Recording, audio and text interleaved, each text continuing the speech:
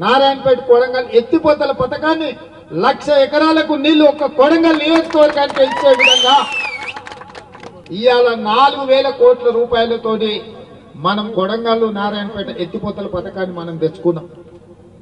ఇవాళ medical college, engineering college, veterinary college, nursing college, degree కాలేజీలు, junior కాలేజీలు నారాయణపేట కొడంగల్ ఎత్తిపోతల పథకంతో పాటు కృష్ణా వికారాబాద్ రైల్వే లైను, అదే విధంగా కొడంగల్లో సిమెంట్ ఫ్యాక్టరీలు తెచ్చుకోవాలని మన ప్రయత్నం చేస్తుంటే కొంతమంది వచ్చి ఎట్లయినా కొడంగల్లో కాంగ్రెస్ పార్టీని పడేయాలి, కాంగ్రెస్ పార్టీని ఓడించాలి అని ఇవాళ ఈ ప్రాంతంలో తిరుగుతున్నారు. నేను అడుగుతున్న కొడంగల్ నియోజకవర్గ యువకులను, ఇక్కడున్న పెద్దల్ని ఆలోచన చేయమని నేను అడుగుతున్నా.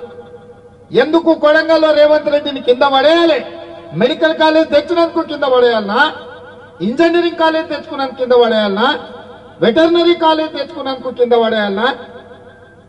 అదేవిధంగా నర్సింగ్ కాలేజీలు తెచ్చుకున్నందుకు కింద పడేయాలనా? డిగ్రీ కాలేజీలు తెచ్చుకున్నందుకు కింద పడేయాలనా? జూనియర్ కాలేజీలు తెచ్చుకున్నందుకు కింద పడేయాలనా? కరువు ప్రాంతంగా ఉన్న ఈ కొడంగల్ ప్రాంతానికి 4,000 కోట్ల రూపాయలతో నారాయణపేట కొడంగల్ ఎత్తిపోతల పథకాన్ని తెచ్చుకొని ప్రతి ఎకరాకు నీళ్లు ఇస్తున్నందుకు రేవంత్ రెడ్డిని కింద పడేయాలనా? ఈ ప్రాంతంలో ఉద్యోగ ఉపాధి అవకాశాలు లేక అపారమైన సున్నపు గనులు ఉంటే ఆ సున్నపు గనులతోని 1,000 కోట్ల రూపాయల పెట్టుబడి తెచ్చి సిమెంట్ ఫ్యాక్టరీ పెట్టడానికి అనుమతులు తెస్తున్నందుకు రేవంత్ రెడ్డిని కింద పడేయాలనా? దేనికోసం కింద పడేయాలని నేను అడుగుతున్నా. 75 ఏళ్ళు మీరు ఎవరేం చేయలే. 75 ఏళ్ళు మరి కష్టాలు ఉంటే మమ్మల్ని ఎవరు పట్టించుకోలేదు. ఇవాళ అర్ణమ్మ బయలుదేరింది, నేను బీజేపీ జాతీయ ఉపాధ్యక్షురాలను. మంచిదే అమ్మా, కాంగ్రెస్ ఉన్నంతసేపు మంత్రి పదవులు అనుభవిస్తుంది. కాంగ్రెస్ కార్యకర్తలు భుజాల మీద పోసి నేను ఎమ్మెల్యేని చేసి మంత్రిని చేస్తే మంత్రి పదవి అనుభవించి ఇవాళ కార్యకర్తల గుండెల మీద దాన్ని బీజేపీలోకి పోయినాం. బీజేపీలోకి పోయామన్న పాలమూరు రంగారెడ్డి ఎత్తిపోతల పథకానికి ఏమన్నా జాతీయ ప్రాజెక్టులు తీసుకొచ్చినావా? ఈ జిల్లాకు సాగునీరు ఎంత అవసరమో మీకు తెలుసు. నరేంద్ర మోడీ 10 ఏళ్లు ప్రధానమంత్రిగా ఉంటే పాలమూరు రంగారెడ్డి ఎత్తిపోతల పథకానికి జాతీయ ప్రాజెక్టు తేలేదు. కానీ నువ్వు భారతీయ జనతా పార్టీలో జాతీయ ఉపాధ్యక్షురాలు పదవి తెచ్చుకున్నావు. దానివల్ల నీకు లాభమైంది, నీ కుటుంబానికి లాభమైంది తప్ప మా పాలమూరు జిల్లాకి ఏమన్నా ప్రయోజనం ఉందా అని నేను అడుగుతున్నా. ఇవాళ భరసింహారెడ్డి అర్ణమ్మ ఎట్లన్నా చేసే కొడంగల్ తుట్టి చేయాలి, తూటు ఒడవాలి, అప్పుడే రేవంత్ రెడ్డి ఇజ్జత్ తీయాలని ఇలా కంకణం కట్టుకొని ఇట్లకెళ్ళి చీకట్ల తిరుగుతున్నాడు. ఆడొకడు ఈడొకడు ఉంటాడు, మోప అయితేనే ఉంటాడు. ఏ ఊర్లైనా అందరు మంచోళ్ళు ఉంటారా? ఎవడో ఒకడు తలమాసినోడు ఉంటాడు, ఎవడో ఒకడు ఎంగిల్ మెక్కులకు ఆశ పడేటోడు ఉంటాడు. అట్లాంటి వాళ్ళు కొంతమంది వాళ్ళ చుట్టూతో చేరి వాళ్ళందరూ కూడా నేను ఒక మాట చెప్పదలుచుకున్నా. ఇవాళ మన ప్రాంత అభివృద్ధి మనం అందరం కలిసికట్టుగా ఉండి రాజకీయాలకు అతీతంగా కొడంగల్ నియోజకవర్గం నుంచి 50,000 మెజార్టీ ఇచ్చి పాలమూరు పార్లమెంట్ సభ్యుడిగా వంశీచంద్రెడ్డిని గెలిపిస్తే మీ సిపాయిగా ఢిల్లీలో ఉండి పాలమూరు రంగారెడ్డి ఎత్తిపోతల పథకాన్ని జాతీయ ప్రాజెక్టుగా తేవడానికి అవసరమైతే ప్రధానమంత్రితో కొట్లాడతాడు. రాహుల్ గాంధీ గారు ప్రధానమంత్రి అయితే 1,000 కోట్ల రూపాయలు నిధులు తీసుకొచ్చి పాలమూరు జిల్లాను అభివృద్ధి చేయడానికి ఉపయోగపడతాడు. అట్లాంటి అవకాశాన్ని జారవిడుచుకుందామా? ఇవాళ వాళ్ళు వీళ్ళు చెప్పినట్టు మనం నష్టపోదామా? అదేవిధంగా కాంగ్రెస్ ఓడగొట్టాలి అంటుంది బీఆర్ఎస్ వాళ్ళు కూడా మోపారు. నేను అడుగుతున్నా, ఎందుకు ఓడగొట్టాలి కాంగ్రెస్ ను? ఆడబిడ్డలకు ఆర్టీసీలో ఉచిత బస్సు ప్రయాణం ఏర్పాటు చేసినాక ఓడగొట్టాలనా? పేదోళ్లకు రాజీవ్ ఆరోగ్యశ్రీ ద్వారా 10 లక్షల రూపాయలు ఏ దవాఖానకు పోయినా, అపోలకు పోయినా, యశోదకు పోయినా, కామినేనికి పోయినా బాజాబ్తా నడుచుకుంటా 10 లక్షల రూపాయలు వైద్యం అందించినందుకు ఇవాళ కాంగ్రెస్ పార్టీని ఓడగొట్టాలనా? ఇవాళ ఆడబిడ్డలకు 500 రూపాయలకే ఉచితంగా సిలిండర్ ఇస్తున్నందుకు ఇవాళ కాంగ్రెస్ పార్టీని ఓడగొట్టాలనా? ప్రతి పేదవాడికి 200 యూనిట్లు ఇంటికి ఉచితంగా కరెంట్ ఇచ్చినందుకు కాంగ్రెస్ పార్టీని ఓడగొట్టాలనా? ప్రతి పేదవాడికి ఆయన రాజశేఖర రెడ్డి గారు ఉన్నప్పుడు ఊరూరా ఇందిరమ్మ ఇల్లు ఇచ్చినాం, అడిగిన వాళ్ళకి ఇచ్చినాం, అడిగిన వాళ్ళకి కూడా ఇచ్చినాం. నువ్వు కట్టుకోవా, మళ్ళీ ఎప్పుడు వస్తుందో ఏమో, కాలం ఎట్లొస్తుందో. నీ పిల్లగానికి రేపు పెళ్లి అయితే కష్టం అయితే పిల్లగానికి కూడా ఒకటి కట్టుకోని తండ్రి కొడుకు కూడా ఆయన 25 లక్షల ఇందిరమ్మ ఇల్లు కాంగ్రెస్ పార్టీ ఇచ్చింది. 10 ఏళ్లు కేసీఆర్ అధికారంలో ఉన్నాడు. ఈ కొడంగల్ మొత్తంలో ఏ ఊర్లోనైనా డబుల్ బెడ్రూమ్ ఇల్లు వచ్చినాయా? ఎవరికైనా వచ్చినాయా? మా జర్నలిస్టులకు ఇళ్ళ పట్టాలని వచ్చినాయా? మరి ఏ పేదోడికి డబుల్ బెడ్రూమ్ ఇల్లు ఇయ్యని ఆ సన్నాసులు ఇవాళ మళ్ళొచ్చి రేవంత్ రెడ్డిని ఓడగొట్టాలి, రేవంత్ రెడ్డిని వడగొట్టాలి, ఈ కుట్రలు కుతంత్రాలు ఏందని నేను అడుగుతున్నా. ఇదే కాదు, నియామకాల కోసమే ఉద్యమం జరిగి 1200 మంది పిల్లలు ఆత్మ బలిదానం చేసుకుంటే తెలంగాణ రాష్ట్రం వచ్చింది. మీ అభిమానంతో గెలిచి కాంగ్రెస్ అధికారంలోకి వచ్చి నేను ముఖ్యమంత్రి అయిన 3 నెలల 30,000 ఉద్యోగాలు, ఎల్బీ స్టేడియంలో నిరుద్యోగ యువకులకు 30,000 ఉద్యోగాలు, నియామక పత్రాలు లెక్కబెట్టి తలలు లెక్కబెట్టి 30,000 మందికి ఉద్యోగాలు ఇచ్చిన. 30,000 మంది నిరుద్యోగ యువకులకు ఉద్యోగాలు ఇచ్చినందుకు ఇవాళ నన్ను ఓడగొట్టాలనా, నన్ను వడగొట్టాలనా? బీసీ జనాభా ఎంతుందో లెక్కను తెలవక 60 ఏళ్ల నుంచి బీసీలు కొట్లాడుతుంటే ఈ తెలంగాణ రాష్ట్రంలో ఉన్న బీసీల జనాభా మొత్తం లెక్క కట్టుండ్రి. లెక్క ప్రకారం వాళ్ళకు నిధులు ఇవ్వాలి, నియామకాలు చేపట్టాలని బీసీ జనాభా లెక్కలు కట్టమని ఆదేశాలు ఇచ్చి జీవోలు ఇచ్చి నిధులు ఇచ్చినందుకు రేవంత్ రెడ్డిని ఓడగొట్టాలి, కాంగ్రెస్ పడగొట్టాలన్నా. దేనికోసం పడగొట్టాలి, దేనికోసం ఓడగొట్టాలి? మీరు ఆలోచన చేయండి మిత్రులారా. ఇవాళ ఎవరికన్నా ఓటేస్తే కాంగ్రెస్ కు సుక్క నీరు వస్తుందా? కొడంగల్లో ఉండే తండాలకు రోడ్లు వస్తాయా? ఈడుండే చదువుకునే పిల్లలకు ఉద్యోగాలు వస్తాయా? ఇవాళ వాడు చెప్పిండనో వీడు చెప్పిండనో మతం పేరు మీదనో భాష పేరు మీదనో పంచాయతీలు పెట్టి కలిసిమెలిసి ఉండే కోస్గిలో ఇవాళ పంచాయతీలు పెట్టి కాడికి వచ్చారు. ఎన్నడన్నా కోస్గిలో ఎన్నడన్నా కొట్లాడుకున్నావా? శ్రీరామనవమికి వాళ్ళు వచ్చి పీర్ల పండుగకు మనం పోతుంది. ఎన్నడన్నా మన మధ్యలో పంచాయతీ ఉందా? గెట్టు తగాదా ఉందా, లేకపోతే ఆస్తి తగాదా ఉందా? కానీ ఇవాళ ఓట్ల కోసం మళ్ళీ పంచాయతీలు పెట్టాలని కొంతమంది బయలుదేరారు. ఇది మన ప్రాంతానికే మంచిది కాదు మిత్రులారా, ఆలోచన చేయండి. కొడంగల్ అంటే ప్రశాంతం. ఎన్నికలు వచ్చినప్పుడు ఎవరి పార్టీకి వాళ్ళకి చేసుకుంటాం, ఎన్నికలు అయిపోయిన తర్వాత ఎవరి పని వాళ్ళు చేసుకుంటాం. ఎవరి దగ్గరికి ఎవరు పోయి ఎవరి మీద ఎవరు కేసులు పెట్టుకోం. ఇవాళ అక్రమ కేసులు పెట్టుకునే పరిస్థితి, జుట్లు పట్టుకొని కొట్లాడుకునే పరిస్థితి ఇవాళ కొంతమంది కల్పిస్తున్నారు. అందుకే మిత్రులారా, ఈ కొడంగల్లో ఈ 5 ఏళ్ళు నేను ఒక్కటే మాట చెప్పదలుచుకుని ఇక్కడ ఉన్న పెద్దలందరికీ, ఇక్కడ ఉన్న యువకులందరికీ, ఈ 5 ఏళ్ళు రాజకీయాలు వద్దు. ఈ 5 ఏళ్ళు ఎవ్వని గురించి ఎవ్వడు భ్రమలు కల్పిస్తే భ్రమలు పడకండి. 10 ఏళ్ళు ప్రధానమంత్రి ఉన్న నరేంద్ర మోడీ మళ్ళీ 3వ సారి ఓడేస్తే చంద్రబాబు రాజు అవుతాడా? ఏమవుతాడా? 10 ఏళ్ళు ప్రధానమంత్రి ఉన్న నరేంద్ర మోడీ మనకేమన్నా ఇచ్చిందా? 5 ఏళ్ల నుంచి జాతీయ ఉపాధ్యక్షురాలు ఉన్న అరుణమ్మ ఏమన్నా తెచ్చిందా? ఇంకా కొత్తగా ఏం తెస్తారు?